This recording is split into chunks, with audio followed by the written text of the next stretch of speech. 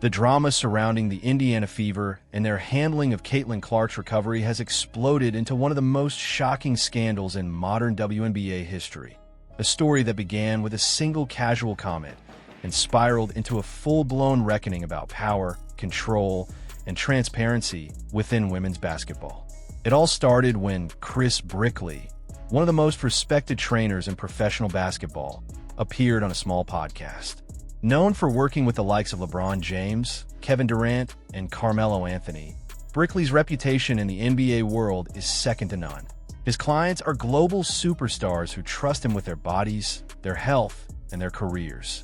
But when the conversation turned to Caitlin Clark, the WNBA's most marketable and transformative figure, Brickley dropped a bombshell that no one saw coming. He revealed, almost casually, that he and Caitlin had planned to train together during the 2025 offseason. But the plan fell apart, not because of scheduling conflicts or travel issues, but because the Indiana Fever didn't allow it.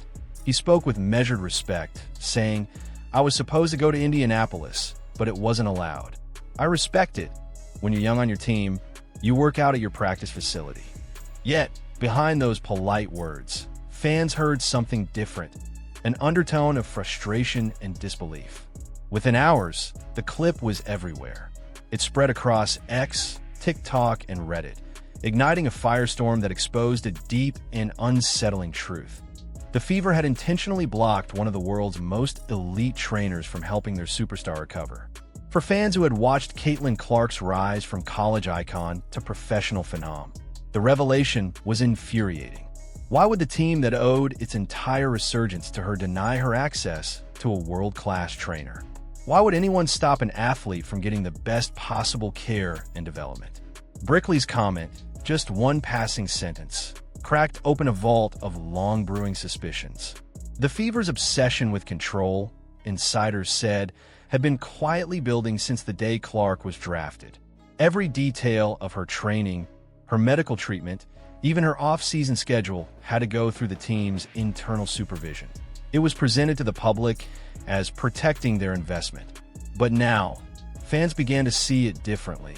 This wasn't protection. It was possession. As the podcast clip went viral, analysts and fans started dissecting every word. Brickley's respectful tone couldn't hide the truth. He wanted to help Caitlin, and the team said no.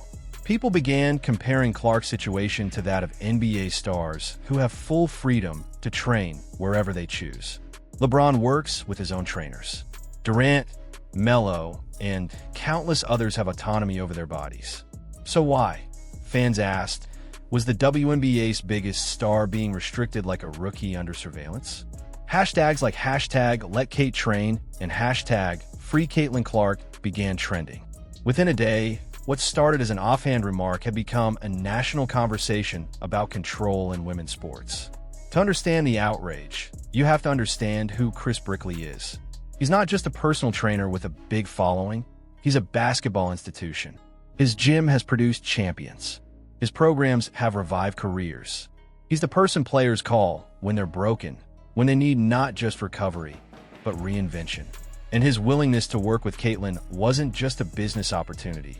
It was a rare chance to elevate the WNBA's brightest star to a new level of performance.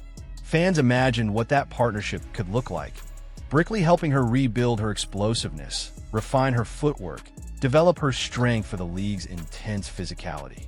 It was a perfect match, one that the Fever chose to block.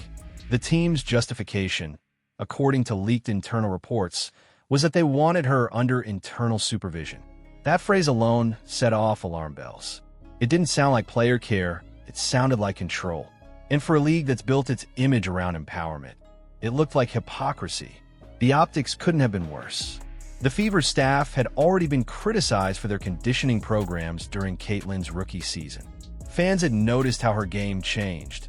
Her speed slowed, her movement stiffened, and her body looked overworked.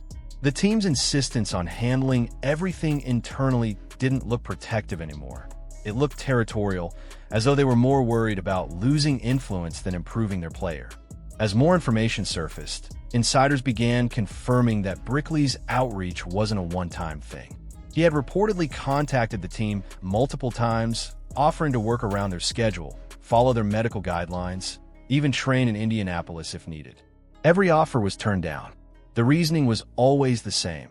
She had to stay under team supervision. To fans, it was the clearest sign yet that this wasn't about her recovery.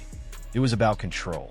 In a league already battling for visibility, the Fever seemed determined to tighten their grip on the one player who had reignited public interest in women's basketball. By mid-2025, the cracks were already showing. Caitlin Clark's rookie season had been a spectacle of endurance and pain. She faced constant double teams, physical traps, and relentless contact. Her body took a beating. Instead of easing her workload or improving her conditioning with specialized help, the Fever doubled down on their methods. Reports surfaced that the team had pushed her to bulk up too fast in an attempt to handle the league's physicality, disrupting her natural rhythm and possibly worsening her lower body stress. What fans saw on the court reflected it. She looked slower, heavier, drained. The same player who once moved with grace and instinct was now fighting against her own body. Brickley's revelation made it all make sense. If he had been allowed to work with her, she might have found balance again, rebuilt her endurance, regained her confidence. Instead, she was stuck in a system designed more to preserve team image than player longevity. The team's silence as the controversy spread only made things worse. No official statement, no clarification, nothing. For days, the internet raged while the Fever sat behind corporate walls, hoping the storm would fade. But it didn't. Every hour of silence made them look more guilty. Soon, independent creators and smaller sports outlets began connecting the dots. They noticed how mainstream networks that normally flooded their timelines with Caitlin Clark headlines were suddenly quiet. There were no ESPN debates, no league statements, no feature stories. It was a blackout.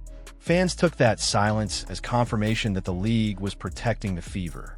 Even the WNBA's official channel stayed quiet, refusing to address what had become one of the most viral sports controversies of the year. The silence was deafening and dangerous. Inside league circles, whispers grew louder. Reports suggested that several insiders had already warned WNBA leadership about the Fever's restrictive policies. Allegedly, even before Brickley's revelation, agents had raised red flags about the team's strict oversight of outside trainers and therapists. But those warnings were ignored. And that's where another powerful name entered the story, Adam Silver. Though Kathy Englebert is the public face of the WNBA, Silver's influence runs deep. He's the NBA commissioner, and his oversight extends into the league's financial and operational decisions. Insiders claimed that Silver had been briefed months earlier about growing tension between the Fever and Clark's camp, yet no intervention ever came. The Brickley story, they said, didn't just expose a team, it exposed a culture of silence from the top down.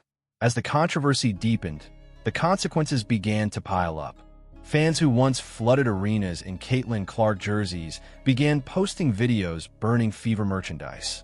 Sponsors quietly distanced themselves, pausing promotional campaigns that had featured her image. Even Nike, which had heavily invested in Clark as a global ambassador for the future of women's basketball, reportedly began asking questions behind the scenes.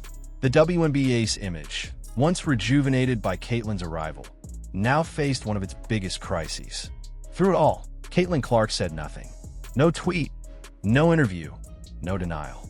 Her silence became haunting, a kind of quiet strength that fans interpreted as either professionalism or pain. She was caught between loyalty to her team and the public's demand for truth.